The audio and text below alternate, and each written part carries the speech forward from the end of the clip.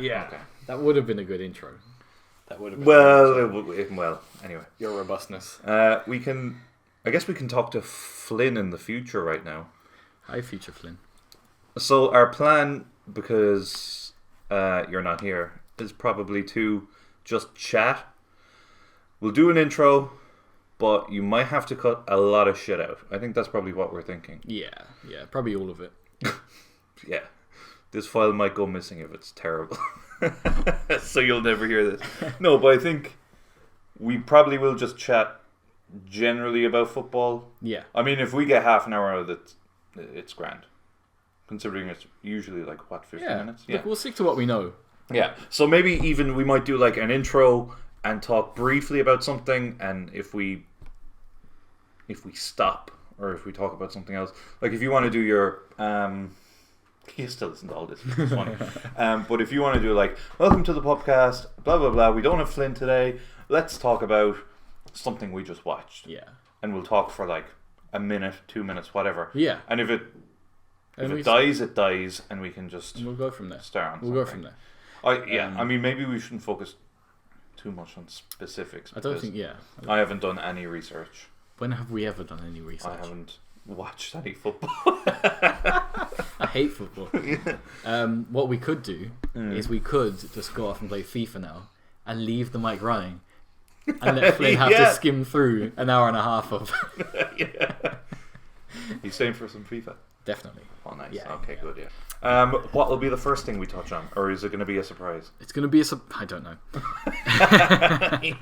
I need to figure out what podcast this is first. What number of podcasts? Do you? Do people keep track? Well, I do. Well, we don't. Well, I speak for. We're not important. Speak for me and Connor. This is number 5. Number 5. Oh, the big 5-0. Flynn is rolling his eyes already because he's had to edit out nearly 3 minutes of stuff, but look. Yeah, but he'll just start it whenever we're good and ready. It's true. That magic is just. If you don't get this intro right, we'll just have to do it again and again. Yeah, this is going to be a one-take podcast. And I'll have more and more whiskeys, and then you'll finally get it right, and I'll just slur the whole thing. It'll work. I know. There's a bit less pressure when you just know Flynn is listening, isn't there? It's comforting, isn't it? Mm. It's knowing that this is going straight into his ears. Into his ear balls. I just always hate this so much. Yes, me too. We have to figure a way to slag Dave and Connor now at the same time. Just absolutely shit all over Arsenal and then United. It's no different from any other podcast. So do you know what we're going to first, or do you want to? I don't know. What, we just pick one of the games we just watched. So we just start. Say that we better pick one that we can talk about, though. Spurs Watford. Didn't you talk much about that? Why don't we talk about tomorrow's game, United Liverpool? I know it would be outdated, but maybe we'll just get it done. Yeah. Yeah. Do you know what? That's probably the one game I could talk the most about. It's definitely what we could. Yeah, I think so. I mean, there's lots of tangents we can go off that. So Flynn, thanks for bearing with us. We'll roll out the intro. We'll kick off a preview. Yeah. But we might have to cut the preview and just copy it and paste it in somewhere else. But look, you can see what works. You can just work your magic. You're a smart guy. That's it. That's why you edit. Why Adrian drinks and I do the intros. Yeah. the trifecta. The trifecta. There we go. Okay, now we're good. We're good? Okay. We've qualified for the World Cup. Go and compete.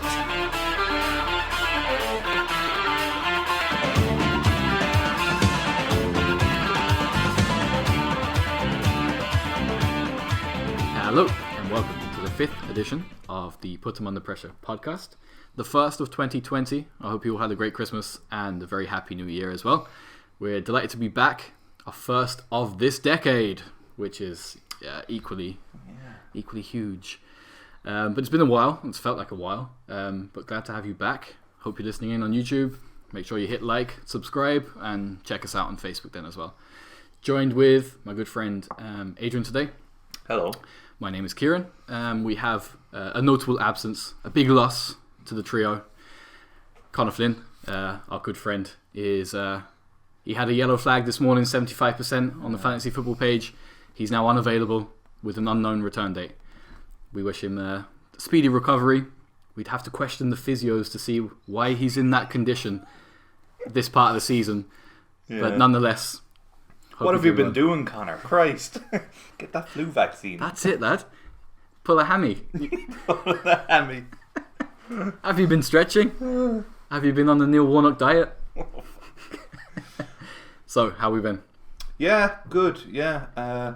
Trying to keep up with the football. It's so weird because I feel like after Christmas, there's like games every 3 days.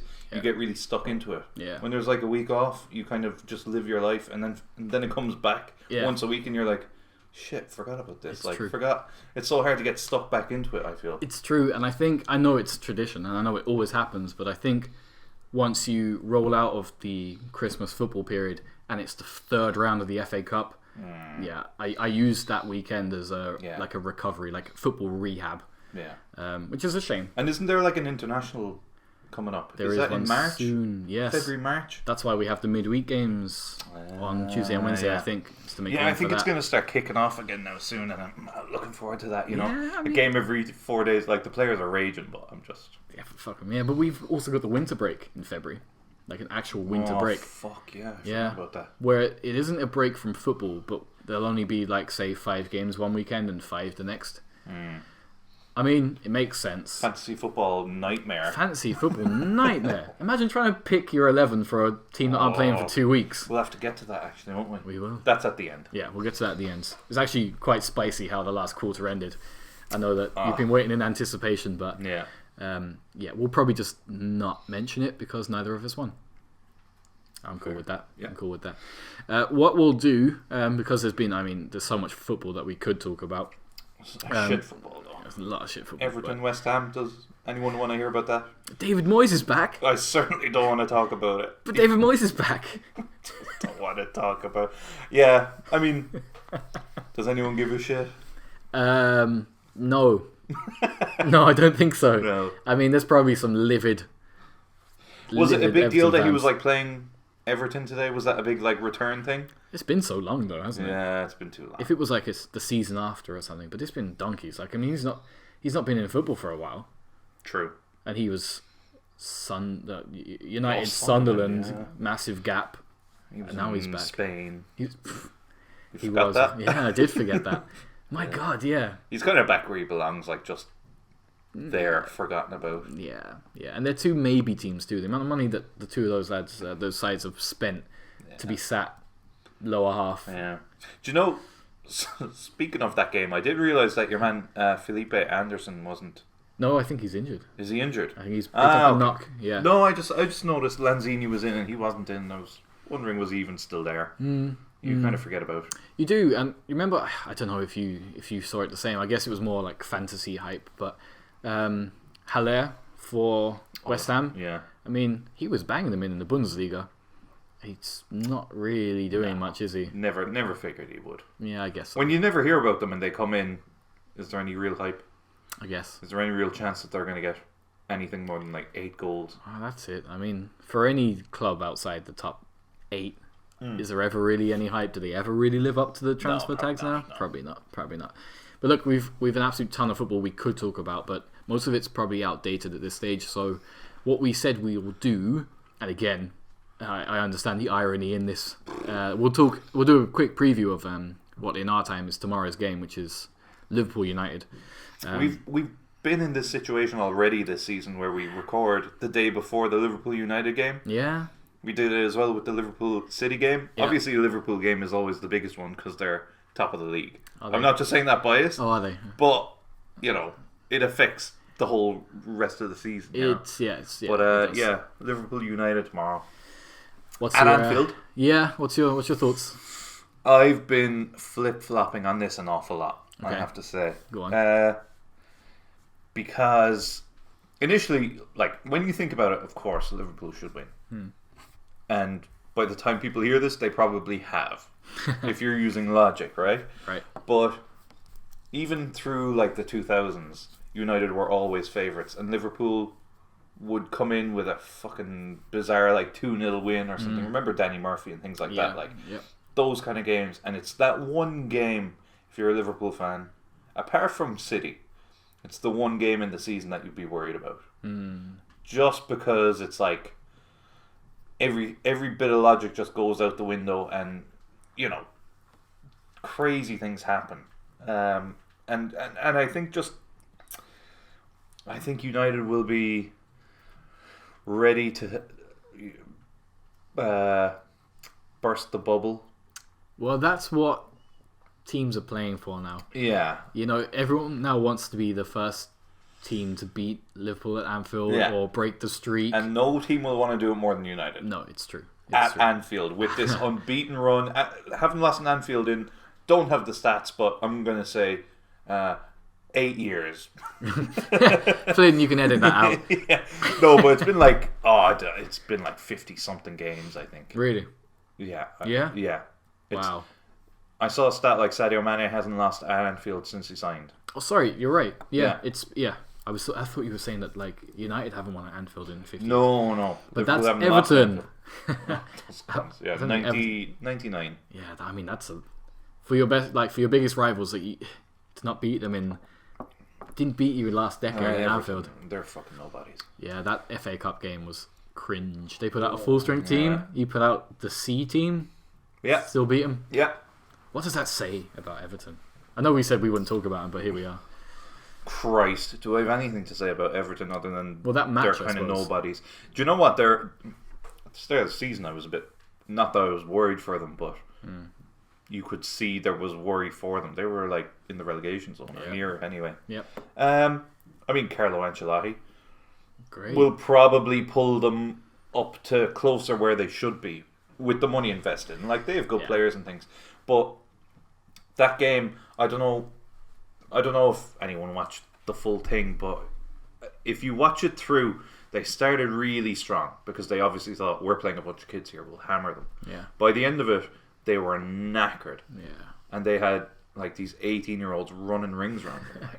But that's the gulf between Liverpool and Everton, is that they're learning this, like Liverpool youngsters are learning this style of play, being able to run and be really fit. Like, Richarlison just looks like he couldn't be fucked sometimes, Oh, and he's injured now, so I wouldn't be surprised if he was carrying an injury. Yeah, then. but that's most of the team, is that they're on massive money. Yeah. Considering they've signed for a nobody.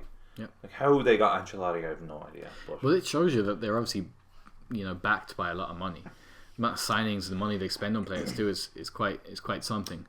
They very much mirror United's approach. Like, lots of money will fix the problem. Yeah, and it never really does. No. Unless you're City or And Chelsea. before anyone says, well, you paid 75 million for Van Dijk or fucking 70 million for Alisson, like, well, 2 Champions Leagues. Yeah, and, that's Premier League potentially now is probably a couple of big evened signings, out. but Yeah, no, I hear. But going back to I guess the derby tomorrow, there might be a little bit of mind games going on by Ole Gunnar Solskjaer, who I guess it was kind of leaked today that Rashford might have fractured his spine or his back. is that what they're saying? Yeah, because when he came on during the week in the replay against Wolves, he played 16 minutes. He got subbed off, clutching his back. I think he walked off. I could be wrong, but yeah, apparently it's a fracture on his back, which is an injury he'd been carrying like ongoing, but now it's more severe. And he could be out for the season. Now, I seem to remember the last time we reviewed the game, Rashford or everyone else was supposedly injured and they all miraculously played 90 minutes. So I would wonder, is it mind games again? But let's say that Rashford is out. How does that change tomorrow's game? Massively, because United at the minute have no midfield. Really, they have Pereira and Matic. Where's this Pereira guy came from? Well, Pereira Brazil. is like the Portuguese Lingard, right? Portuguese? Is he Portuguese? I thought he was Brazilian. Well, he's fucking something, right? But he's They all speak Portuguese. That's the difference. that's it. Yeah. Yeah. Let's group them together. Yeah. Is he a young lad academy? Like, I have no I mean, idea. we should probably know. I think he's a bit shit anyway. Yeah. Yeah. Your point is right. Yeah. The midfield isn't fabulous. They don't have midfield. McTominay is like the one guy that they're putting any bit of hopes on because he's athletic and he's energetic and things. He's out. Yep. Pogba's out. Pogba's out. Pogba's going. Pogba has definitely signed a deal somewhere else. Yeah, for sure. He spent more time in Dubai this year than he has in Manchester. I think, they probably would have been banking on having Martial, Rashford, and James. I nearly said James. He will be forever known as James. We know what you mean.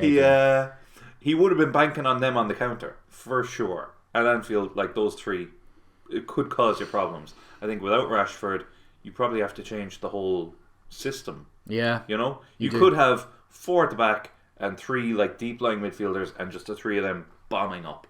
Yeah. I think without him, it's kind of a weird, like 2 up top, Martial up top, James on the wing. Greenwood, I guess, isn't it? Oh, yeah. But that's where I'm leaning towards, is that, say Rashford is out, it will be Greenwood up top, it will be James and Martial out wide.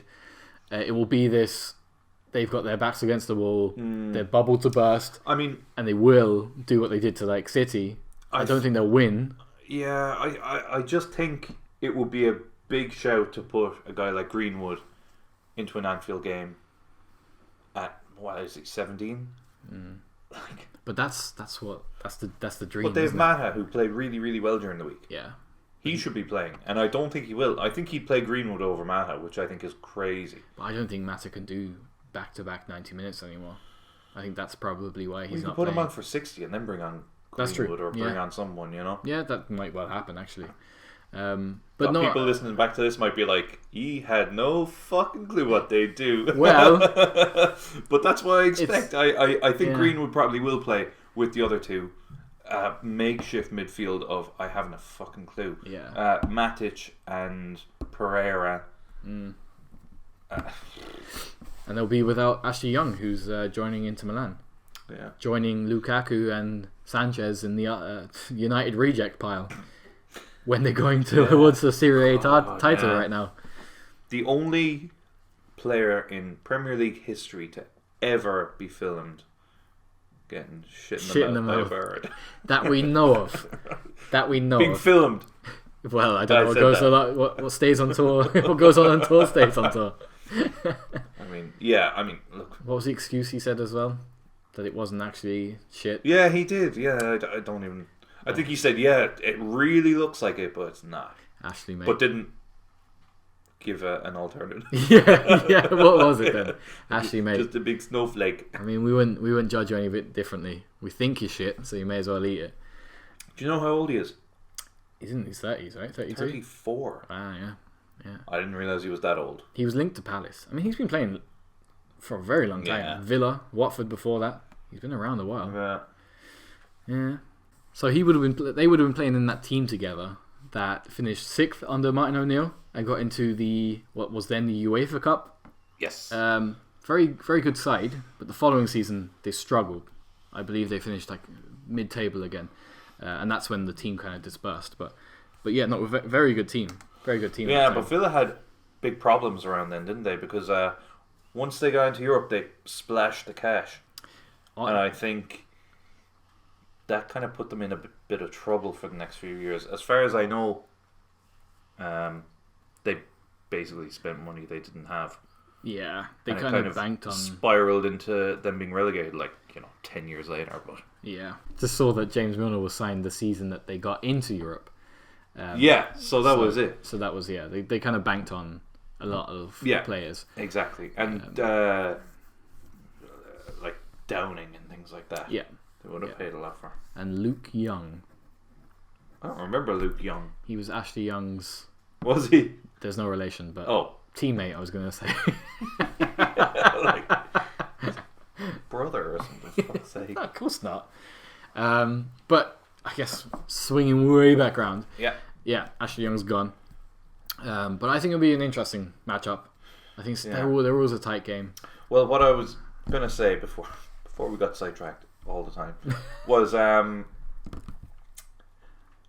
before today I probably thought that United would come in with this attitude of we're gonna kill this streak and we're gonna maybe spark Liverpool falling down, if we beat them then maybe they'll lose confidence, the next team will beat them and they might end up losing the league. after City dropping points today, I think Liverpool will now be much more up for it and going, we can extend the points difference again. Yeah. It's currently 13, so it can go to 16 with a game at hand tomorrow. Yeah, and that's the thing is different from the last game, which was a 1-1 draw. Yeah, was that the gap wasn't that huge, and it was Leicester was kind of nipping at your ankles still as well.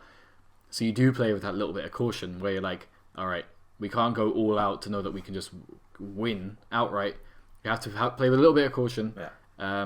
Whereas, like you say, it doesn't really matter if Liverpool lose tomorrow now. No. They don't want to, obviously, but it doesn't matter. So having that risk-free that ability to be that risk-free is, I mean, with an electric Liverpool side, could potentially be a rout, but I still don't think so. I think Liverpool should win it and should win it comfortably. The only thing in my mind is that, remember when City were going to win the league at Old Trafford about 2 years ago? And United just came out somehow in the second half and beat them 2-1, I think. Yeah. It's just that kind of weird game that it could happen. It's one honestly, you can throw the form book out the window, really, isn't it? If I had to give a prediction, I'm going to give a 3-1 Liverpool. Okay. If I'm going to go like I did last time, I'm going to say a 1-1 draw. I think the big matchup is going to be Salah versus Williams. Because, again, it's like another thing where that player, he's young, he's got a lot to prove. No expectations. Might just have the game of his career. I just think they'll fucking mince him in midfield. Well, by the time you listen to this, you'll know. You'll know. And you could have skipped all this. And had 20 minutes of your life that, not wasted. But I had fun. Yeah. Our next topic, I guess, has been... I mean, it's all over the media. It's probably been spoken about to death at this stage. Yeah. But it is still topical. It is still controversial. It is still a big aspect or a big, I guess, consequence of some of the games this season. And it is our very favourite video assistant referee, VAR. I think we have different thoughts on this. Yeah. Mine develop as the season goes on quite strongly. Okay, interesting. But I'll give you the floor first. I believe you're in favour of VAR. Yeah, I think... Okay. I think I've been pro VAR on this podcast even, but even before it was brought in, I was pro VAR. I can see the limitations, but I think anyone who's on Facebook or online sees VAR out and all this kind of stuff based on decisions that have been given or not given. The problem, how do I word this? Right, the problem is not with VAR or not with the technology, it's with the rules. Right, yeah. That's the whole thing. Okay. So VAR should stay. If VAR goes, put it, maybe I'll try and put it in a mutual point of view, but imagine Ireland are playing Slovakia, is it? Yeah. Right. So Ireland plays Slovakia, and in the 90th minute, Slovakia are through on goal, and they score their goal that puts them through to the Euros, right? Mm-hmm. And that is an inch offside, or a centimetre offside, or whatever way they I know they're talking millimetres. We'll say a centimetre offside, right? You'd be fuming. Even though to us, to the naked eye, that's level. Yeah. Do you know what I mean? And that's what we've always considered as level. But when you're bringing in this technology and it's measuring it by millimetres, that's what you have to go by. Now, I think they will, or they should bring in something that means that, okay, if you're 2 millimetres offside, that's fucking level. If you're a centimetre offside, you're still level. The other problem with the offside part of it is the armpit offside. Yeah. I think I heard Graham Souness, correct me if I'm wrong or if you know this, saying they need to make it so that if any part of you is onside, you're onside. Which sounds ridiculous to me. Are you with me on that? If your heel is onside, your full body length in front of the guy. But that's the thing, because imagine Peter Crouch moving forward. That's crazy. 5 foot. He ridiculous. Could be potentially 5 foot. Yeah. So Souness, no, idiot. No. Or idiotic idea, I should say. Well, just in case he's listening. Yeah, he's an idiot. We'll say that. So I think what they'll eventually have to do is pick a body part or pick, the lower half of you. If your knee is offside, you're offside. If your shoulder is offside, that doesn't fucking count. You know? Because I think at the minute the rule is a part of you that could score or something ridiculous like that. Yeah. Which is anything. Well, I've never seen anyone score with their armpit. No, but I'm sure there has been instances of it, but yeah. I know. But what's to say can and can't be used apart from like your hands? Yeah. As an outfield player, so therefore you could put your hands right out in front of you. Then, yeah, Superman. You wouldn't, but yeah. is that? Yeah, I don't get it. Like the thing for me is that I think it's wrong, and I do agree with you with the rules being changed, but I think it's just fundamentally wrong. Is that it's not the game that we enjoy. It's not the game that we used to. It's never been a game that's come down to millimeters. How many times? And it was annoying and it was a pain. How many games were just decided on poor decisions? I'm even thinking like internationally, the Henry handball, Lampard's volley that went so far over the line, when Carroll threw the ball into the net at Old Trafford and Spurs didn't get, those kind of things. Yeah, those are infuriating. But that should all be, and what I've noticed this season is that all of the decisions should be 30 seconds to a minute. They should be. Anytime I see a replay, I'm 99% certain of what the call should be by the laws, and that goes for the millimeter offsides too. Yeah, you do just see it by eye. I do think that should be brought in, is that there's a time limit. Yeah, give them a minute. Give them a minute. If they can't figure it out, they have to make a call. And if they can't, decision stands or something. I don't think that would be so hard to do, because I do agree that it is taking too long. It is. And sorry. No. I was just saying that it's just not. It's not the same across all the games. One check will be done in 20 seconds. Yeah. And then, like today in the Spurs-Watford game, they were checking for 4 minutes, and then there was 2 minutes additional time added on. It's not consistent. But like I said, it's not the VAR, it's the rules, and it's the regulations around it. It's not the actual technology is the problem. I think what it's really highlighted is how incompetent refs are. I think that's another thing we need to look at, is that how much training do they need to have? More training? Do they need to have more support? Because they've always had the option. It's only now that VAR or the VAR assistants or whatever you want to call them are encouraging refs now to go and use the booth. Yeah. It would just feel like to me, if you are the referee of this game, you only want to use VAR when you're not certain. Now, of course, a lot of it's going to be uncertainty when it's in a flowing game or a fast game. Yeah.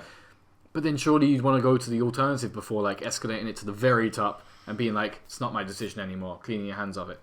They haven't used it once in the Premier League. They used it for the first time in the Palace FA Cup game against Derby, where the referee took a minute or so, looked in the booth, saw that Luka, I can never say his name, Luka, the Serbian, as the Palace fans call him. Milivojevic. Is that right? Yeah, Milivojevic, I think. Luka Milivojevic. We'll go with that. Flynn will let it out and just put him giving his Premier League like intro over the top of me. Because every time I see his name, I think it's Milivojevic, and then maybe I read it again and think differently. Yeah, like Mijavojevic or something. I call him Super Luka.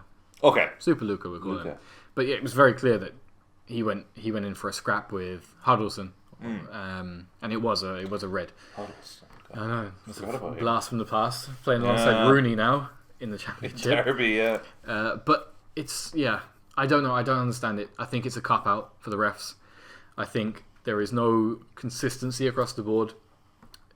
It is killing the atmosphere and the flow of the game.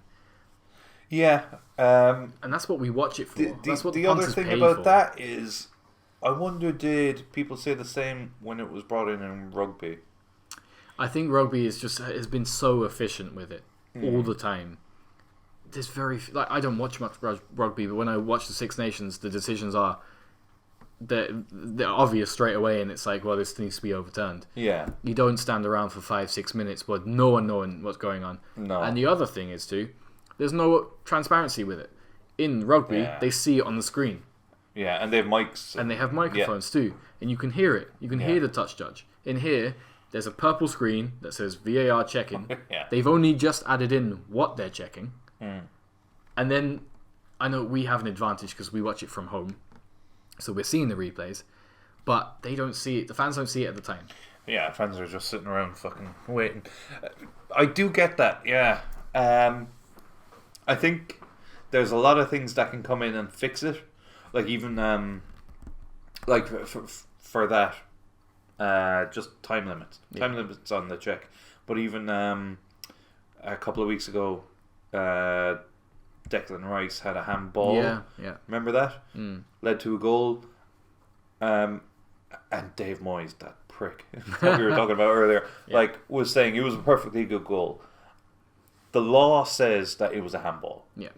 The law isn't the law that we would all want as fans. So I totally get that. But at the minute, VAR is doing its job because it picked up that handball and it said, yeah, it shouldn't be a goal. But the law is bullshit because, like, at what stage does that phase of play end? You know? I mean, if he had handballed it 30 seconds earlier and they kept possession and gone on and scored a goal, would that be overruled? And I think this goes back to what you're saying with like the timer too. Is that like in rugby, there's phases of play. So if the handball or the foul or the whatever you'd call it happens at the beginning of the phase in the team that scored's penalty area, and they progress it up the pitch, like right now they'll go back and they'll check that and they'll be like, no, he impeded him in the build up, and they reverse it.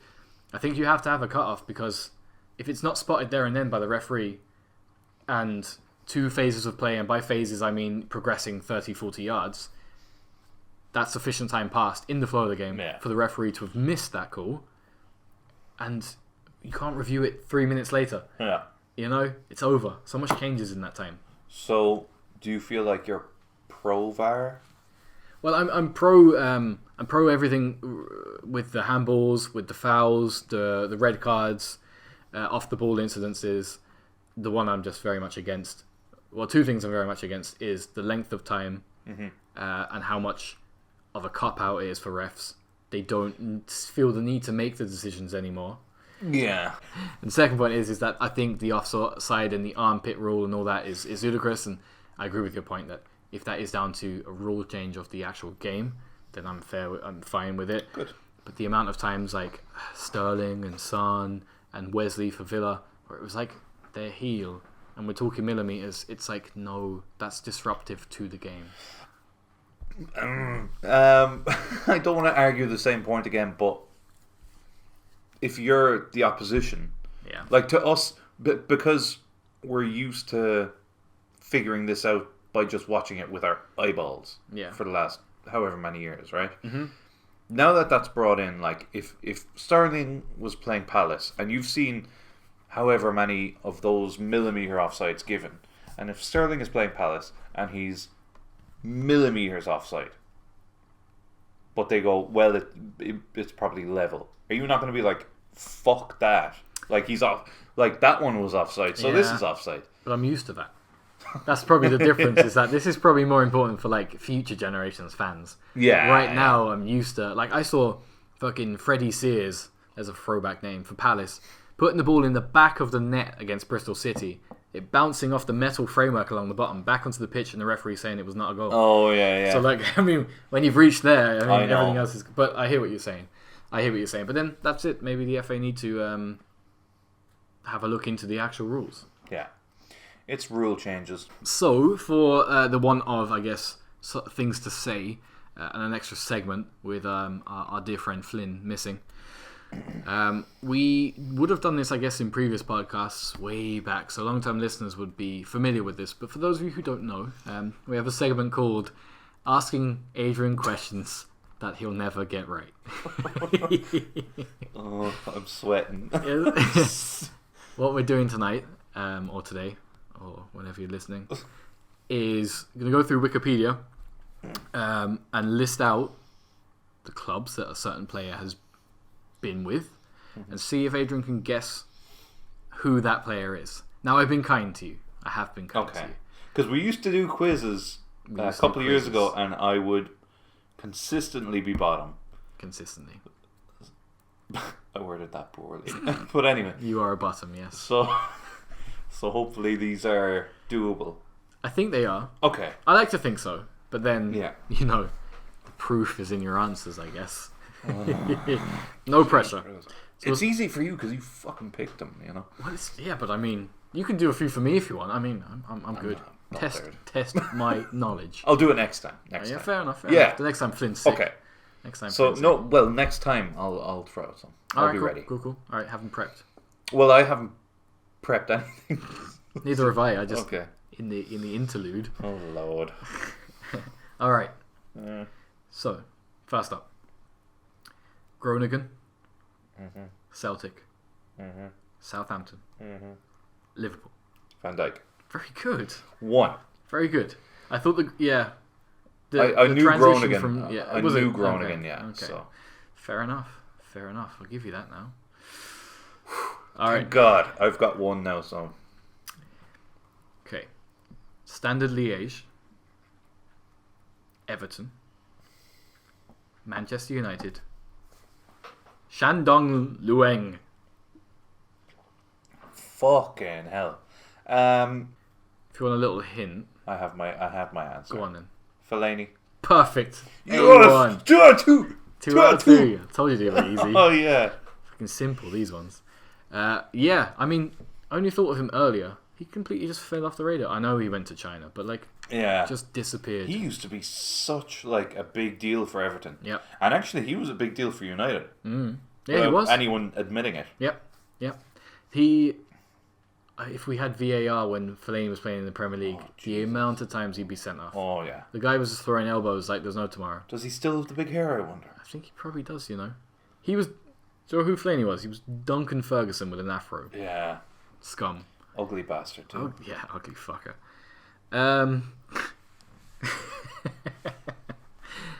Bit more tricky, Right. but topical. Okay. All right. So, Brine, Mulder, Red Bull Salzburg, Borussia Dortmund. What's his fucking name? It's the young lad. Oh, I don't know his name. Okay, that doesn't help. The young blonde guy who just signed for Dortmund from Salzburg and scored a hat-trick today. In one, I'll give you a half point for that. Yeah, Give you half point point. for that. Yeah. That was going to be my. My thing, I guess, was that his debut for Dortmund. Yeah. It is Haaland. I think that's how I you couldn't pronounce get it, right? Haller out of my head, you see, Yeah. so I was never going to get it. I think it's pronounced Haaland anyway, but Yeah. the wonder kid. Came on as a sub today for Dortmund, who were 3-1 down against Augsburg, and they won 5-3. Where's he from? As in nationality? He is Norwegian. However, he was born in Leeds in England. Wow, weird. Yeah, I know, right? So does he play for Norway? He does. He's played He's had 2 caps for Norway. Oh. All the way up from under 15 level. Which, Seems like a bit of a waste. No offense, Well- Norwegians. yeah, but he can play up front with Joshua King. Highlight of his career. He's probably like, how can I get into the Josh England King is team? like, I'm still taking penalties though. I know, right? Yeah. Josh King has some weird fetish for penalties. He's good at them though. Good name too, King. It's true.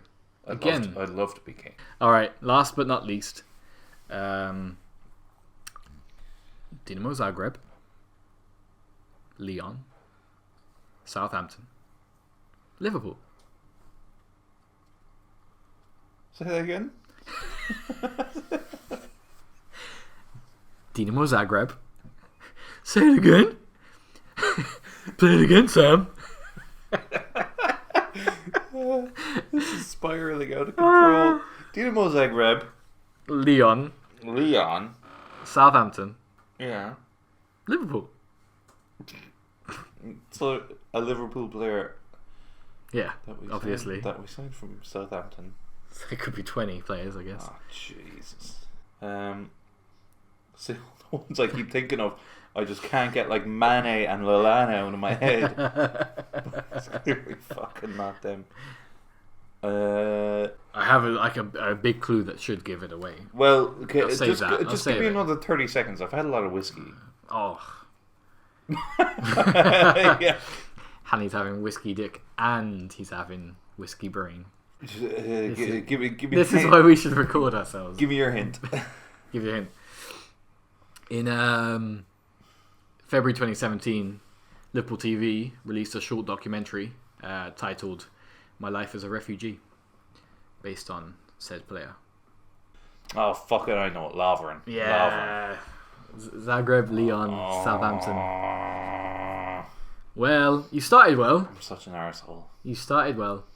You're a bit like Arsenal. You start well, and then you fall away to shit. There you go, Flynn. Edit that one out. Yeah.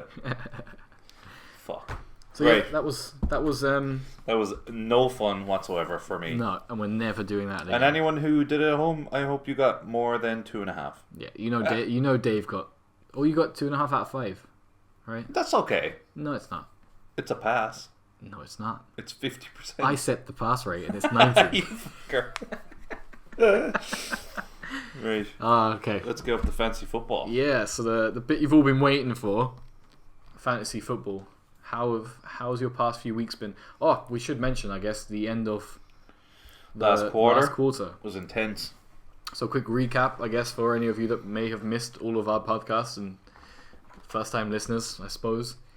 We're running a fantasy football draft between us and friends, Flynn being one of them, myself and Adrian in it. And it was very, very close. We've to keep it interesting, we've broken it down per quarter. So there's a bit of money on the line every 10 or so games. And yeah, last time we spoke, it was neck and neck between myself and Adrian. Flynn was there and thereabouts, but I mean, not a real threat, we'll say. For the overall, he is. He's got a fantastic team. Yeah. A jammy team. But yeah, last game week of that quarter, Flynn crept up.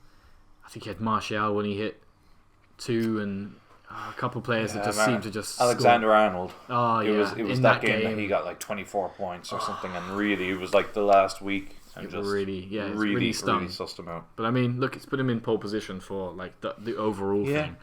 But how's your team been recently? Recently really good. Give me 30 seconds. No. So this week not so good, but I have a lot of players left to play. Okay. So we'll ignore that. Last week I got 69. Brilliant. Week before 62. Week before that 53. So I think that's once you're hitting over 50, I think you're solid enough. If you're anywhere near 60, it's good. Yeah. It was I had about 4 weeks before that were all 30s, and that really lost me that quarter. So Yeah. I started this quarter pretty strong. Like I said, this week, look, this week I have 10, but I still have Alisson, Salah, and Firmino, and Soyuncu. Yeah, play. and see, you're at an advantage because you have the double game week for Liverpool players next week as well. Game week 24 is when, in fantasy football, Liverpool are playing twice, and the points are counted twice. So you can afford to have a rubbish week this week because you and all the other people that own the whole Liverpool team, me with fucking Gomez only, should clean up just by default. Yeah. But no, I think I mean there was a few juicy trades happen too. Oh yeah. So I offered Witch, our good friend Sean Wycherley, a trade. So I offered him Rashford and Mane for Firmino and Salah. It was risky. It was A good risk. Honestly, it was to spice it up, and I really thought it might be better for him. I thought it was a better trade for him because Rashford does score a lot of goals. Yeah. Mane is arguably better than Salah at this stage, especially points wise. But I just thought Firmino might hit form the second half of the season, and Salah's always a good shout. So it was just to spice things up. And you and me did a trade. We did. I forget what it was. As Aspilicueta and it was Azpilicueta for Rudiger and Doherty for Connell. Yeah, the Sheffield United guy. Yeah, I wanted a Sheffield United defender. So. I wanted to get rid of Azpilicueta because he wasn't performing for me, and then he's been in the best form of his life now. Until today. You can take the 2 points now. Yeah. You've got 25. But no, it's been interesting. There was another, I guess, blockbuster trade which we could have done earlier in the season, but whether correctly or not, I'm not sure. Really, it balanced out, I think. But myself and Flynn traded Aubameyang for Harry Kane, and 1 week after the next, so you got Aubameyang. I got Aubameyang, and Flynn got Kane. Flynn got Kane, and the first week after the trade, Harry Kane ruptures his body, and he's out for the season. And I was there trying not to be too smug because it's a pretty shitty thing to be laughing about. And then Aubameyang goes and fucking gets sent off for 3 games. So, I mean, it's a better deal for me ultimately, but for the last 3-4 weeks we didn't benefit or anything really. No, these things equal out, They do. Apart from Flynn's winnings, they're not going to equal out. Okay, yeah. Well, that's the only thing is like Flynn is still top of the league. Yeah. Considerably now after today, he's about 40 points ahead. Yeah, but that can change overnight. Yeah, change overnight. 40 points drop in the ocean. Nothing. I'm climbing. I'm fourth. Yeah. Out of 5.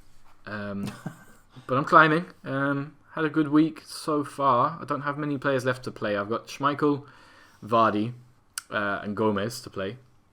Hoping for a couple of goals and a clean sheet with Leicester for sure. Yeah. Jimenez, who anytime the thought crosses my mind to drop him, he'll step up. Yeah. And the games he has ahead of him now are Liverpool, United, Leicester, and you just know he's going to bag a goal a game because that's just what he does. Bit of a change to my team. Like I fell out of love with James. I don't know what it was, but I got rid of himself for Drakore. Bit of a punt. Who's Drakore? Who's he Watford, play for? Watford player. They're on a bit of a resurgence now. Is it not Drakore? Yeah, Drakore. I thought you were saying Drakore. Drakore, potato. But he was on a bit of a run where he'd got an assist and 2 goals in the last 3 games. Took a punt, nothing. Yeah. Got a yellow card. No bueno. Speaking of no bueno, got Buenda, Kinder Bueno. Where's his name? This fella anyway from Norwich who, again, just got himself booked. 7 assists, can't do 1 for me. Poxy. Not Flynn. Wycherley picked up Harry Kane for Pukki who scored today. I guess I'll leave him explain that one. I think he just wanted rid of Pukki. I think he got him in a trade and just couldn't see the side of him anymore. Well, he's right. I mean, my only issue is in midfield. I just want to go through this because this is like fucking disaster. David Silva, Mahrez, Salah, Tielemans, Richarlison. I tend to leave out Mahrez or Richarlison depending on the fixtures and things like that. Yeah. Cannot fucking deal with Pep Guardiola's. No. Because last week I left out Mahrez because he had played the game before and I was thinking he won't play him this time. And he scored like 2 goals and an assist or something. Nightmare. Yeah. You know what you should do? Just play him every fucking game. Nah, just trade one of them. You don't have the headache then. It's true. If you just keep Mahrez and he doesn't play, or at least you're like, and you're not sat looking at like Richarlison's second sub with 25,000 points. Yeah. Speaking, I'm thinking from now on I'll just play them both and see what comes of it. Didn't work today because Mahrez came on and got me 1 point. But but that was it's a bit of an anomaly, that game against Palace. Look, I'm second in the league, so whatever I'm doing is working pretty good. Yeah. So we'll keep with that. I wish I could say the same. But hey, at least it's not Dave's team. That's showbiz, baby. That's showbiz, baby. Oh, might just say before we wrap things up. Yeah. Want to say a massive, massive thank you to former podcaster, long-term friend, over in Canada, Dave.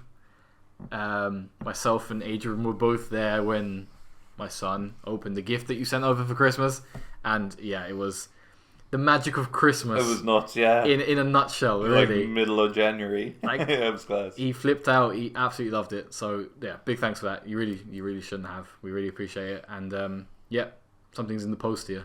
So by the time you've got the next podcast, you're listening to us, who knows what you might have. It's a Tuesday. bomb. Anthrax. Canadian authorities can deal with that. So that brings us to the end of our 5th podcast. Hope you enjoyed it. For those of you that did, feel free to like the video, leave a comment in the comment section below. We'll be back in probably a fortnight, 3 weeks time. Hopefully joined by, Flynn when he's on the mend. Yeah. He's in rehabilitation now. The oxygen tent seems to be working. We just checked in. He is able to text us, so he's coming back, lads. But thanks very much for listening. Any final words before we wrap things up? No, just goodbye. Goodbye. It won't be too long till the next one. No, we'll see you soon. Put 'em under pressure.